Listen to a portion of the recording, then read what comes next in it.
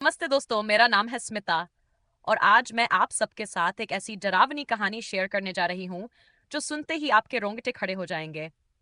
ये कहानी है तीन दोस्तों की जिन्होंने एक भूतिया सुरंग की सच्चाई जानने की कोशिश की और फिर जो हुआ वो किसी को पता नहीं चल पाया।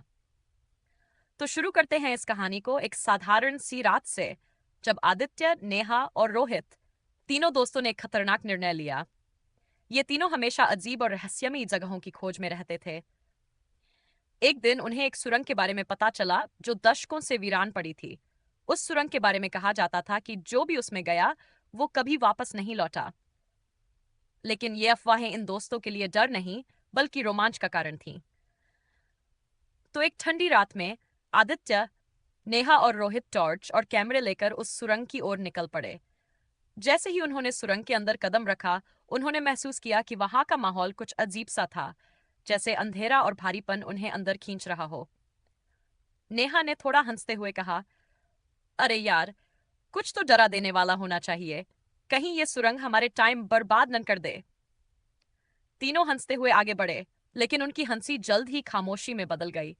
जैसे जैसे वो अंदर बढ़ते गए, अजीबोगरीब प्रतीक दीवारों पर उभरे हुए दिखाई देने लगे। उन प्रतीकों को देखकर आदित्य ने थोड़ा सा मजाक में कहा, लगता है किसी आर्टिस्ट ने यहाँ पर अपने टैलेंट को दिखाया है। लेकिन रोहित की आवाज में डर की छलक थी। भाई, ये कुछ ज्यादा ही असली लग रहे हैं। कहीं ये सच में कुछ डरावना न हो। कुछ देर और चलने के बाद उन्हें अचानक किसी की फुसफुसाहट सुनाई दी। तीनों ठिठ गए और उनकी सांसें तेज हो गईं। नेहा ने घबराते हुए पूछा, क्या तुम लोगों ने भी सुना? आदित्य ने अपने डर को छुपाते हुए कहा, अरे कुछ नहीं यार, हवा का शोर है शायद। लेकिन उनके कदम लड़खड़ाने लगे थे। जैसे जैसे वो और अंदर गए, फुसफुसाहटें और तेज होने लगीं। लग रहा था जैसे कोई अंधेरे से उनकी तरफ देख रहा हो। उनकी टॉर्च की रोशनी बार बार झिलमिलाने लगी। रोहित ने मजाक में कहा, लगता है हमारी टॉर्च को भी यहाँ का डर लग रहा है।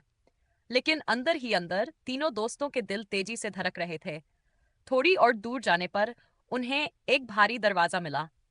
जैसे ही उन्होंने दरवाजा खोला, अंदर घना अंधेरा था। अचानक वो दरवाजा बंद हो गया और चारों तरफ खूब अंधेरा फैल गया। नेहा ने चीखते हुए कहा, क्या ये किसी ने हमारे साथ मजाक किया है? आदित्य ने दरवाजा खोलने की कोशिश की, लेकिन वो दरवाजा बंद हो चुका था। अचानक से एक ठंडी हवा का झोंका आया और उनकी पीठ पर किसी के हाथ का दबाव महसूस हुआ। वो पलटकर देखना चाहते थे, लेकिन डर के मारे उनकी हिम्मत जवाब दे गई।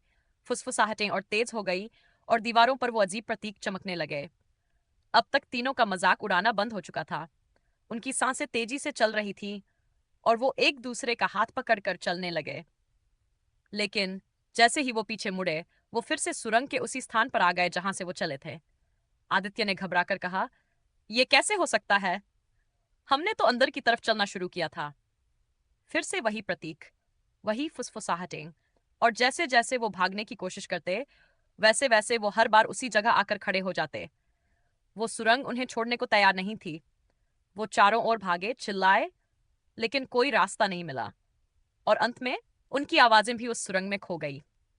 कहते हैं कि आज भी जब रात का अंधेरा घना होता है तो उस सुरंग से फुसफुसाहटें सुनाई देती हैं। आदित्य, नेहा और रोहित की आवाजें, जो आज भी उस सुरंग में कैद है, हमेशा के लिए एक भयानक दुष्चक्र में फंस गए हैं। और जो भी उस सुरंग में जाता है वो उस रहस्य का हिस्सा बनकर रह जाता है। तो दोस्तों, अगर आप भी कभी ऐसी रहस्यमयी जगह जाएं तो सोच समझकर कदम बढ़ाना। क्या पता वो जगह भी आपको कभी वापस आने न दे। अगर आपको ये कहानी पसंद आई हो तो इसे लाइक, कमेंट और शेयर करना ना भूलें। और अगली बार मिलते हैं एक और खौफनाक कहानी के साथ।